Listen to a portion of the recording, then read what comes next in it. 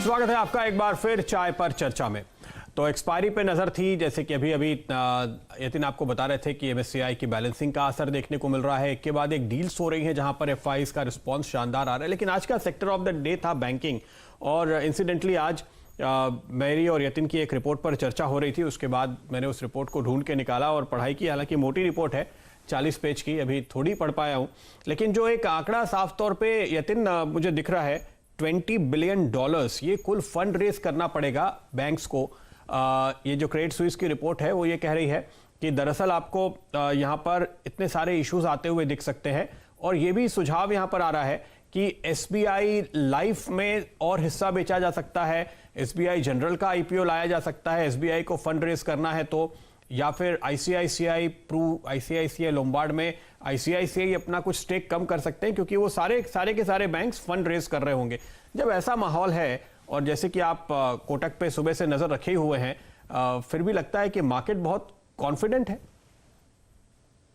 देखिए प्रदीप, ये जो शॉर्ट टर्म ब्लिप्स हमको देखने मिल रही हैं, ये तो बैंकिंग में कहना मुश्किल है। लेकिन क्रेडिट स्विस की अगर आप जो रिपोर्ट का जिक्र कर रहे हैं उसमें क्लियरली लिखा है कि जिस हिसाब से बैड लोन फॉर्मेशन हो रहा है, जिस हिसाब से एडिशनल वर्किंग कैपिटल लगेगा बहुत सारे छोटे छोटे बिजनेसेस को, अगर उनको बैड लोन्स होने से बचाना है तो, क्योंकि बिजनेस कहीं ना कहीं आज रोलिंग अटका हुआ है लॉकडाउन के चलते, कहीं ना कहीं कलेक्शंस अटके हुए हैं। तो मेरे हिसाब से रिवाइव करने के लिए जो क्रेडिट ग्रोथ की आवश्यकता है, जो बैड लोन्स से मुकाबला करने के लिए जो बैलेंस शीट में स्ट्रेंथ होनी चाहिए, वो बैंक्स को कैपिटल रेज करने के द्वारा ही हो सकती है। पीएसयू बैंक्स में हमने देखा है कि सरकार हर साल 70,000 करोड़ से 1 लाख करोड़ तो डालती है रिकैपिटलाइजेशन से।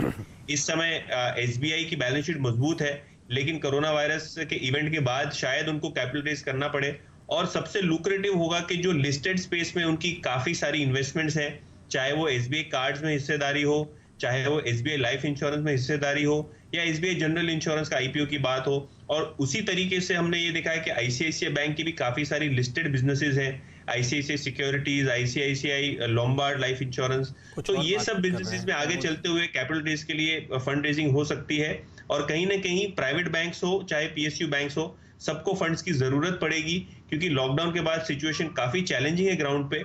और इससे डट के मुकाबला करने के लिए बैलेंस शीट को मजबूत करने के अलावा और कैपिटल रेज करने के अलावा कोई ऑप्शन तो दिखता नहीं है बैंक्स के लिए।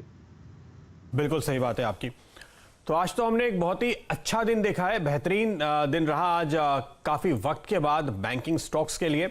लेकिन उम्मीद रखें कि ये ट्रेंड जारी रहे और आज जो रिवर्सल के संकेत हैं वो आगे बने रहें। फिलहाल ध्यान रखिए, आज एक्सपायरी का पेनल्टीमेट दिन था। एक्सपायरी दरअसल कल होनी है, तो वायदा कारोबार के एक्शन पर कल भी हमारी नजरें बनी रहेंगी। फिलहाल वक्त है आपसे इजाजत लेने का। चाय पे चर्चा में इतना ही, लेकिन आप देखते रहिए सीएनबीसी आवाज।